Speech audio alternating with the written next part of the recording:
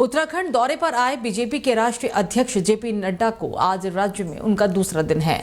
आज जेपी नड्डा हरिद्वार में road show कर पार्टी प्रत्याशी के लिए जन समर्थन की मांग कर रहे हैं। आपको बता दें कि इसके अलावा उत्तराखंड में उनके कई कार्यक्रम निर्धारित किए गए हैं। कार्यक्रम की तैयारियों को लेकर नगर विधायक मदन समेत मंडल और बूथ स्तर के कार्यकर्ता तैयारी में जुटे हुए हैं। तो वहीं जेपी नड्डा ने पिथौरागढ़ में जनसभा को संबोधित किया और इस दौरान उन्होंने कहा कि एकमात्र बीजेपी ऐसी पार्टी है जो लोकतांत्रिक तरीके से अपने जमीनी कार्यकर्ता को सत्ता के सर्वोच्च शिखर पर पहुंचाती है। बाकी सभी राजनीतिक दल किस तरह की परिवारवादी पार्टियां बन गई है, ये देश के सामने है। बोलो लालू, राबड़ी, तेजस्वी, तेज प्रताप, आने वाला बच्चा भी ये परिवार की पार्टी है कि नहीं है? आप बोलो, ये हमारा वेस्ट बंगाल में ममता और अभिषेक परिवार की पार्टी है कि नहीं है? बुआ और भतीजे की पार्टी है कि नहीं है? आप बताओ, तेलंगाना में केसीआर, केटीआर, कविता परिवार की पार्टी है कि नहीं है? आप बताइए, डीएमके में करुणानिधि स्टालिन, उदयनिधि स्टालिन परिवार की पार्टी है कि नहीं है? आप बताइए, महाराष्ट्र में शरद पवार और सुप्रिया सुले परिवार की पार्टी है कि नहीं है? आप बताइए, महाराष्ट्र में उद्धव ठाकरे और आदित्य ठाकरे परिवार की पार्टी है कि नहीं है? आप बताइए, कांग्रेस पार्टी सोनिया गांधी, राहुल गांधी, प्रियंका गांधी परिवार की पार्टी है कि नहीं है? ये सब परिवारों की पार्टियां हैं। ये सिर्फ परिवार को बचा रही हैं। इनको आपसे कोई लेना देना नहीं है, इनको आपसे कोई मतलब नहीं है।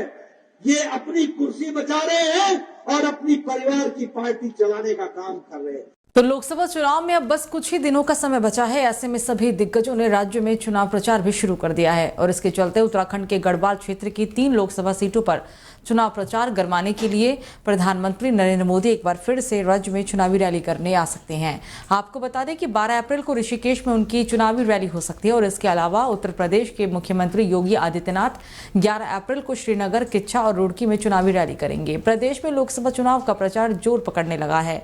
बीजेपी के स्टार प्रचारक और दिग्गज नेता चुनाव रण में उतरने लगे हैं। पीएम मोदी ने उधम सिंह नगर जिले के रुद्रपुर में बीते दिनों चुनावी रैली की और इसके बाद लगातार उत्तराखंड में दिग्गज नेता चुनावी प्रचार करने में जुटे हुए हैं।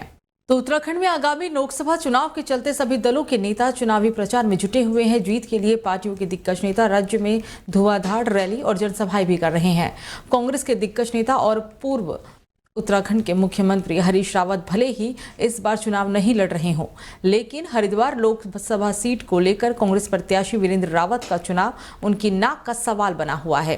बता दें कि बेटा वीरेंद्र पहली बार चुनावी कुरुक्षेत्र में उतरे हैं और ऐसे में बेटे के प्रचार रथ की लगाम खुद हरीश रावत ने अपने हाथों में थाम रखी है।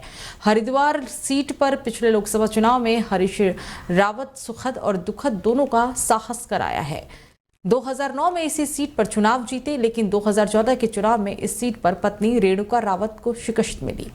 इस बार बेटा चुनाव मैदान में उतरने से होने को लेकर हरिद्वार लोकसभा चुनाव हरीश की साख भी दांव पर है।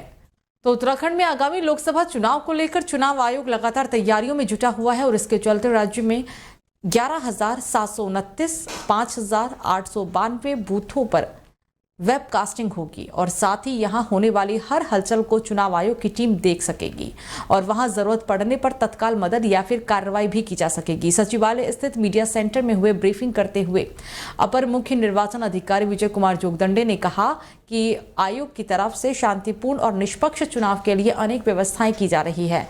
मतदेय स्थलों पर पुलिस बल की तैनाती करना, ऑब्जर्व की तैनाती और साथ ही बूथ लेवल पर माइक्रो ऑब्जर्वर की तैनाती, पोलिंग पार्टियों का रेडमाइजेशन करना और सेक्टर ऑफिस की तैनाती करना और अन्य व्यवस्थाएं इसमें शामिल है। तो उत्तराखंड में 4 धाम यात्रा के लिए ऋषिकेश में ग्रीन कार्ड बनाने का काम शुरू हो गया है। ARTO कार्यालय में हवन के साथ ग्रीन कार्ड बनाने का काम शुरू किया गया और इसके चलते सर्वर में दिक्कत होने से केवल एक ही ग्रीन कार्ड जारी हो पाया। शुक्रवार को सुबह 10 बजे से शाम के 5 बजे तक ग्रीन कार्ड जारी किए जाएंगे। आपको बता दें कि ARTO कार्यालय में सुबह हवन के बाद ग्रीन कार्ड बनवाने के लिए आए 15 वाहनों की फिटनेस जांच की गई और जिसमें केवल एक वाहन को ही ग्रीन कार्ड जारी किया गया। परिवहन विभाग की तरफ से ARTO कार्यालय भवन में 8 नवंबर काउंटर को ग्रीन कार्ड के लिए आरक्षित कर दिया गया है।